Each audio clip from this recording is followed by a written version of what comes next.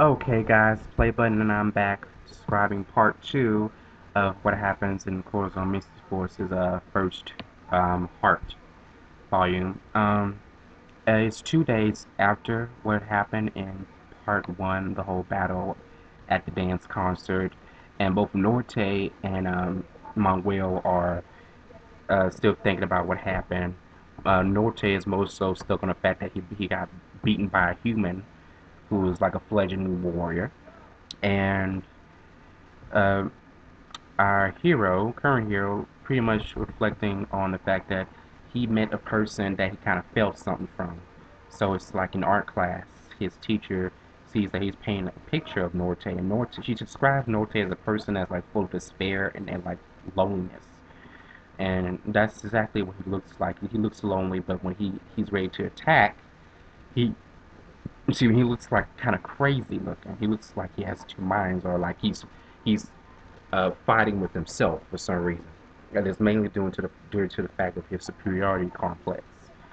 Um, well, um, later on it ends up talking about Santiago and his relationship with his father, who passed away from lung cancer and dealing with drugs. His father's name was Ricardo, and people sometimes refer to him as Rico Jr. because it's just like his father. His father was a very beautiful man and had long hair, had a very quaint face, um, a very toned build, and this is mainly focused on Santiago this time. Well, it ends up with him, a young lady. I say a young lady, but she's an elderly woman named Elizabeth Nottingham. She comes in and she purchases, I believe, from when I read, a bag of flower seeds to plant some flowers or an arrangement. Um, I have to reread on some of that because it's been a while since I read it. Um, and he helps her out, and she pretty much reminds him of his dad. She says it's just like him. So it's like he's dealing with that. And later on, here comes Manuel, keeping up with his promise. Um, he's going to come over, but before that, he runs into this set of mixed martial arts jocks that's at his college, and he ends up having an eye stare with one of them. You know, the eye contact between which you're like, yeah, that kind of eye stare contest. Like they just don't like each other for some reason. It's because Manuel has a complex of his own, and the young man has a complex of his own. So they just don't like each other because they have their certain mental conflicts about each other. So it's kind of childish. Well, Manuel keeps his end of the bargain. He ends up going to Arco Iris, which means rainbow, which is the name of the Oceana family store. Santiago's last name is Oceana or Oceana. And Our newest main character shows him the arrangement of beautiful red flowers that he has decided to take care for my will, and it ends up with them actually getting closer, just a tad bit closer. Um, his elder brother picking with him, talking, and his sisters having their little say so about what's going on. And it's just a funny little scene. And then later on the day, um, I'm going to skip over a little bit. Santiago joins Chicago and Manuel on a trip to the city carnival that has been reopened after a few years of being closed down. And they have a good time there. They spend a wonderful time together, just a guy's night out. Um, and Norte makes his move again, but this time he's visited by his older brother Oeste, um, who gives him a certain type of black seed, which is actually called the seed of black hearts. He fuses it with the item that he already uses to make Vampiro Bestia, which is actually called the Eye. It looks like a white card, a white business card. If you fuse that with the seed with the card, it becomes a black card. And you can throw it on anything, and it creates a monster out of nothing. Well, at the carnival, Norte appears again, and this time he kills some people. He causes a car to catch fire when people already go into their cars, and a few people die in those fires. And he makes a huge statement and it's like everybody's just shocked. Like, what the hell's going on here? Then he comes out of the flames unharmed, laughing, and then he calls out Manuel, and Manuel is forced to transform in front of everybody. It's just like he doesn't give a damn. He's going to transform anyway because he's here to protect these people. He's not here to hide from people.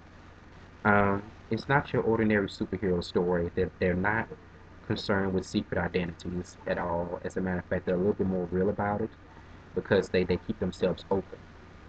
So he ends up transforming into Corazon Rojo using his La Firma, and he ends up fighting against uh, Norte. But the whole time that's happening, Lupe comes down and she talks to um, Santiago, who is actually opening his heart towards his new friend, who has shown himself openly to him, who he truly is. And so she convinces him to join in the battle, and he ends up earning his La Firma. It's called La Firma de Maritima, which means the sign of marine, or of marine life, or the sea. Um, and he becomes Corazon Azul, and they end up fighting. And the whole time that's happening, Chicago ends up calling his dad, and they're there to stop the whole thing, the whole fire, but they can't get anywhere close because the battle is surging on.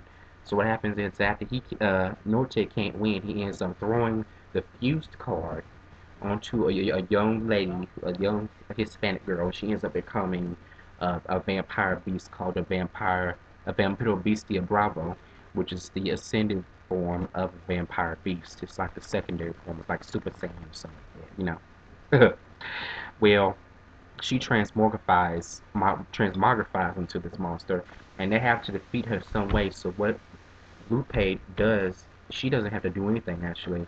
They end up, their hearts go out to this young lady, and they end up summoning their special weapons called uh, Reglas de Cristal, which is called the Crystal Strikes. They look like hilts of a European fencing sword with a scepter and a scepter head at the top of the crystal at it. So they look kind of strange looking, but they are weapons. They are sword items, and they're able to send forth their first special holy attacks called the Onda Gloriosa uh, uh, attack waves. They're called the Glorious Waves, if you want to know what that means. Onda Gloriosa. Um, and they end up changing the young lady back, but she has to be taken to the hospital. A lot of people have fled, even the fire department. But later on in the story, they come back. Um, the young lady wakes up a few about an hour or so later and realizes that she's in a hospital bed with her sister sitting beside her, and her sister is asleep. Um, and it ends up with Manuel pretty much earning a new partner at the end. And at the end, that same guy that Manuel had that eye contest shows up again, and it kind of gives you a clue that he's going to be the next person to actually come into the storyline full force. So I'm going to end there because I probably went too long anyway, and I'll just end it here, and I'll get back to you on part 3, which is actually pretty good. It's very suspenseful. All right, stop it. Love you.